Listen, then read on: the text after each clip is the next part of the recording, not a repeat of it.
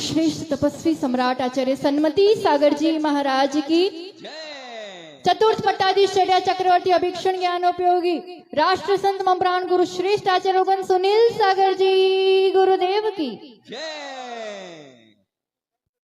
जय। एक बार की बात है, एक शेठ जी अपने छुट्टी के दिन था और गोल्फ खेलने के लिए गए। गोल्फ समझते ना, गेंद होता है और स्टिक से खेलते। और यहाँ दिल्ली में तो बहुत जगह है। जब हम लोगों ने प्रवेश किया साउथ दिल्ली साइड, बहुत सारे ऐसे स्थान थे, सब बड़ी बड़ी गाड़ी लेकर के खेलने के लिए जाते थे। अब शेठ जी बड़ी तोंद वाले शेठ जी थे, बड़ा सा पेट था उनका, और वो खेलने के लिए शुरू किए। अब खेलने के लिए स्टिक हाथ में है, गेंद नीचे है, पर गेंद जब उनके पास है तो दोंद के नीचे छुप जाती है, तो उनको दिखती नहीं है, तो वो खेल नहीं पाते। तो क्या करते, गेंद थोड़ी दूर रख लेते। अब गेंद दूर है, दिख रही है, पर पहुंच नहीं पा रहे, तो खेल नहीं पा रहे। चल के थोड़ा पास पहुंचते, पास खड़े हो जाते, गेंद वापस दोंद के नीचे, पेट के नीचे छुप जाती, दिखती नहीं, खेल नहीं पाते। घंटों ऐसे निकल गए, पर वो ना गेम खेल पाए, ना उसको गोल तक, मंजिल तक पहुंचा पाए। ऐसी दयनीय स्थिति।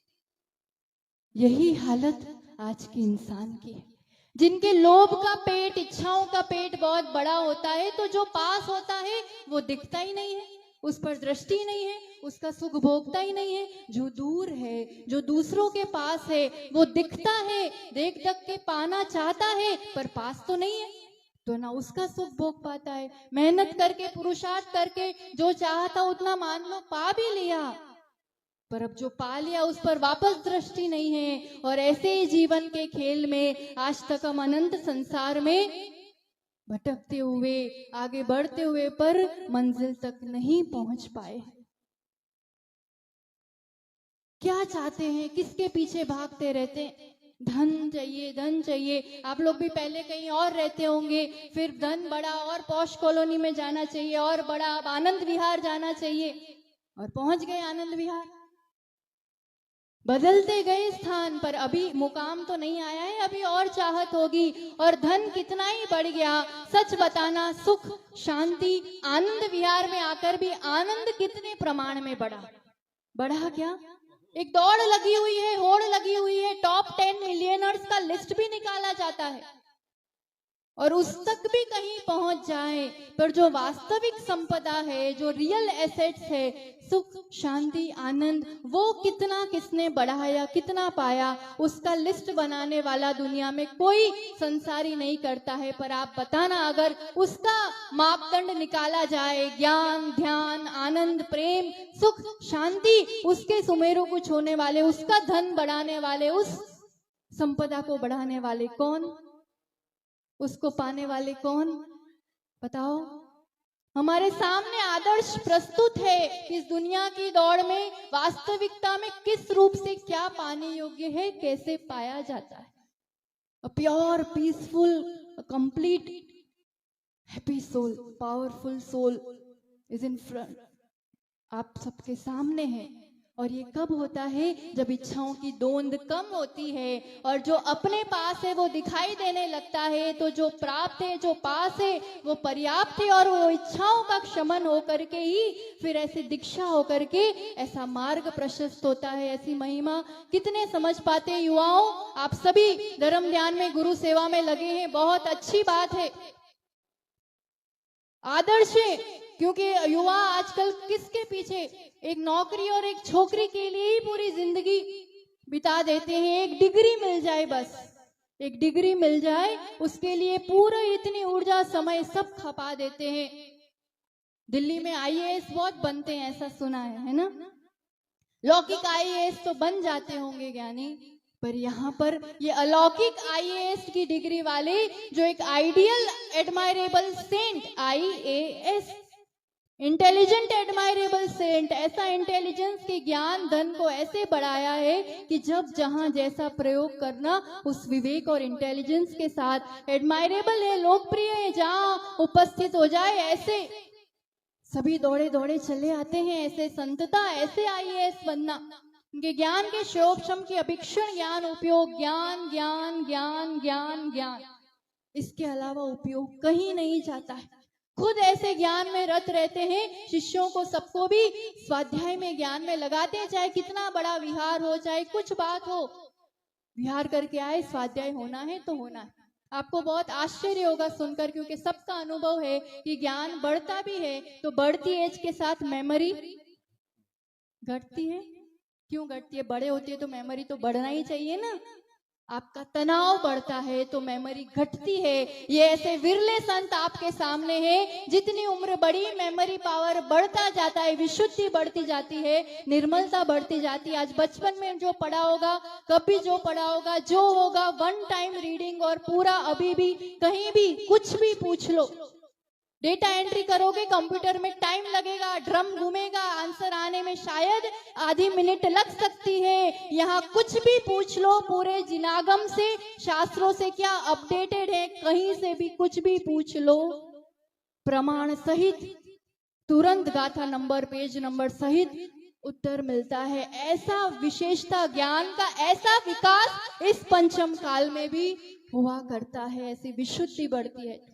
छठखंडागम का स्वाध्याय कितने संघों में आजकल लुप्त होता जा रहा है, कहाँ हो पा रहा है। आज उस प्रणाली को भी बनाकर रखना। और जब आज की पीढ़ी ऐसे देखती है कि ऐसी भरी गर्मी में 2.5 घंटे 3 घंटे लगातार किसी चीज में लगे हुए हैं, ना एसी है ना पंखा है, कैसे ऐसे क्या मिलता होगा, कुछ तो बात होगी, धारणाएं टूटती है। आप एसी में भी यूं ऐसे करके बैठ सकते हो, अशांत बैठ सकते हो, मुंह लटका के बैठ सकते हो। यहाँ कुछ संसाधन नहीं हो करके भी जो प्रसन्नता और प्रसन्नता दिखती है, वो धारणाओं को बदलने का काम करती है। आईआईटीज बनना है सबको, हटके ज्ञान होता है, सुना है ऐसा, आईआईटी बनो, वो आर्टिफिशियल इंटेलिजेंस तक पहुंचता है, रोबोटिक्स तक पहुंचता है, या इनर इंटेलिजेंस और टाइमिंग। आईआईटी ऐसा है कि वो महावीर की वाणी प्राकृत को आज के इस काल में लोगों तक सामने ला रहे हैं।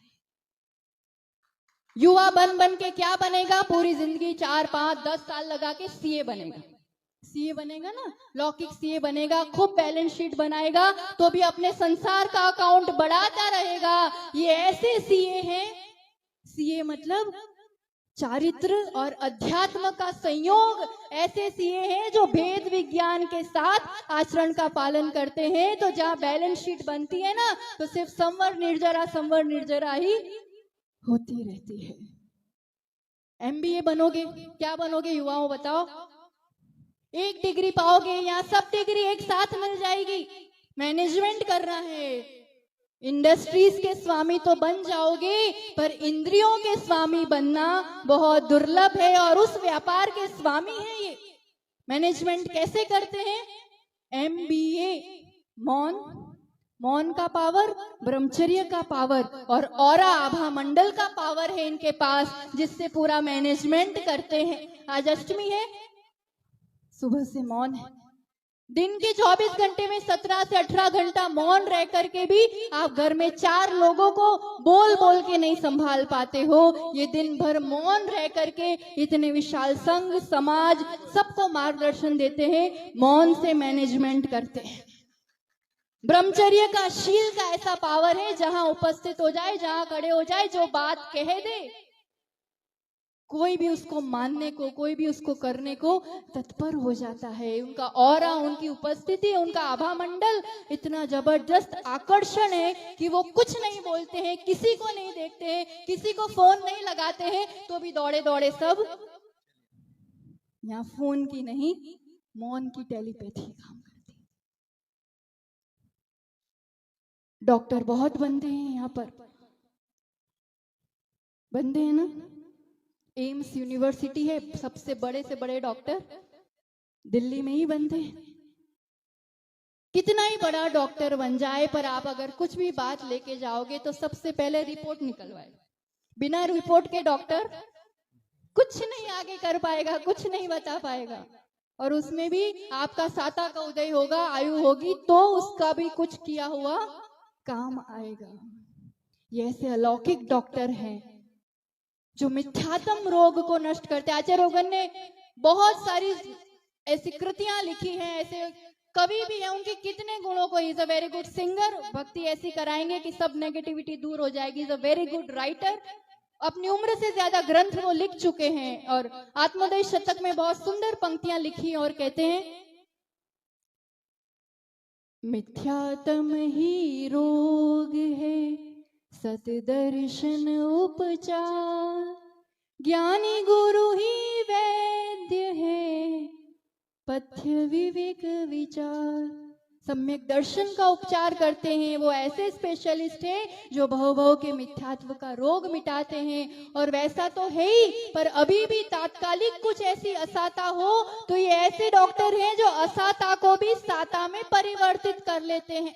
सैकड़ों सैकड़ों उदाहरण है, पर अभी ताजा उदाहरण सुनाना चाहेंगे आपको।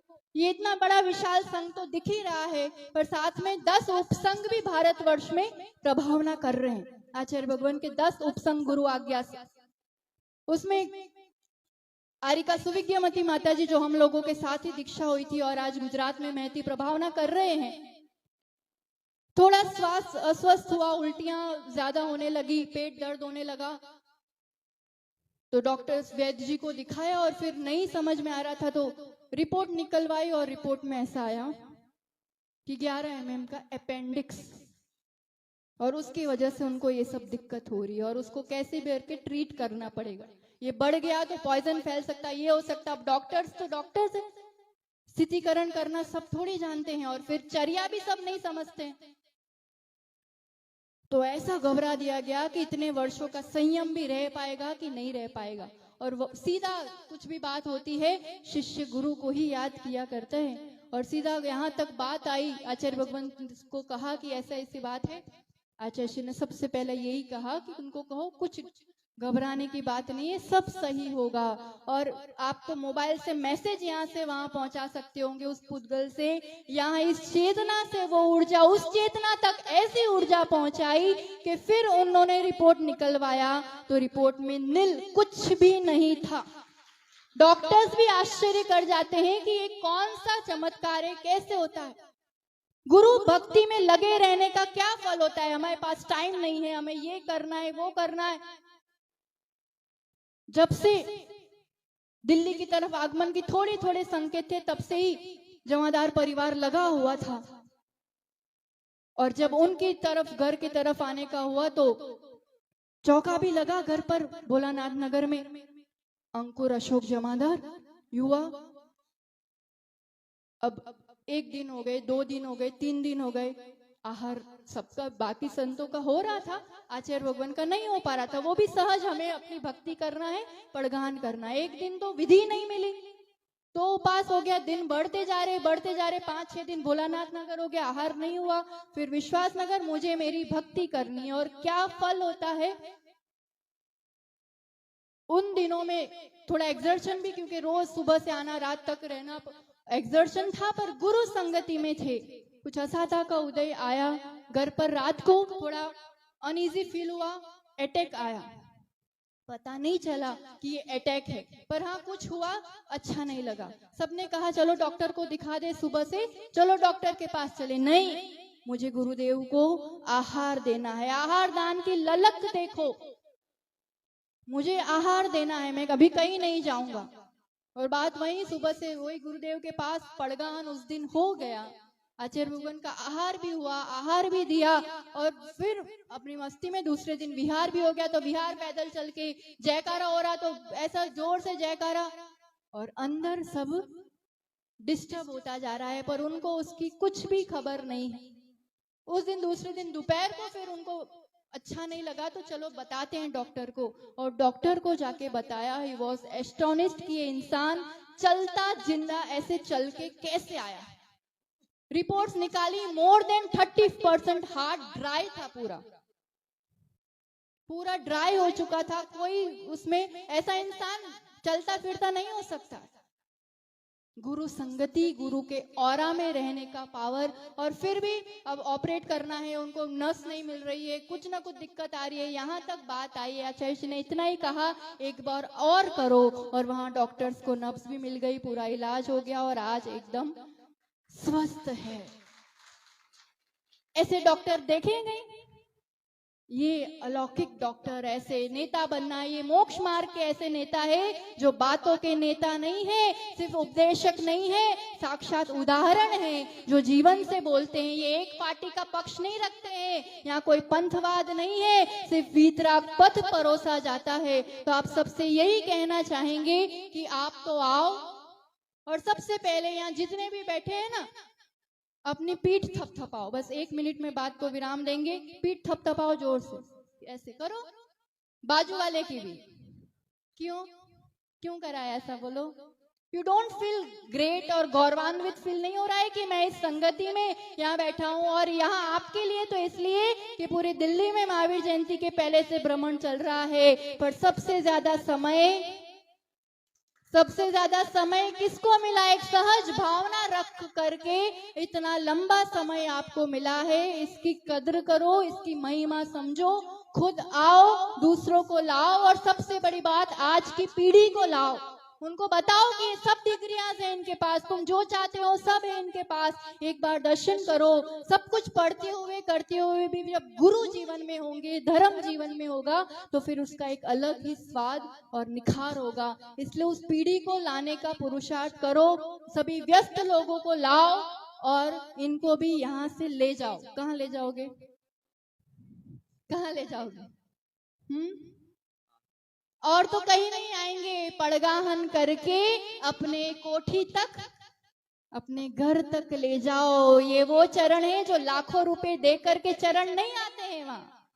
बस 2 दाल रोटी शुद्ध बना करके पड़गाहन करो। जागृति एंक्लेव नाम है ना, तो नाम को सार्थक करो, क्योंकि कहते हैं जिनके घर में कोठी में गुरु के चरण नहीं पड़ते हैं वो श्मशान होता है, यानी जहाँ मुर्दे रहते हैं। ये तो जागृति एंक्लेव है, सब जिंदा लोग रहते हैं, जागृत लोग रहते हैं। तो फिर ऐसा आलस, प्रमाद, भ्रम, सभी तरह का डर विकल्प छोड़ करके पुण्य कोष भरने का सौभाग्य आया है। बैनर पे लिखा है ना आप लोगों ने, तो वो ऐसे नहीं भरेगा। इस संगति में आना होगा, लाभ लेना होगा, पुण्य कोष को भरो, जीवन को सफल करो। इस रूप का सानिध्य समागम बहुत बहुत दुर्लभ हुआ करता है।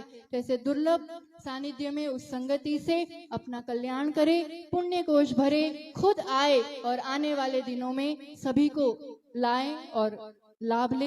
इसी दिव्य मंगल भावना के साथ जय बोलो आचार्य रघुवंश सुनील सागर जी गुरुदेव की।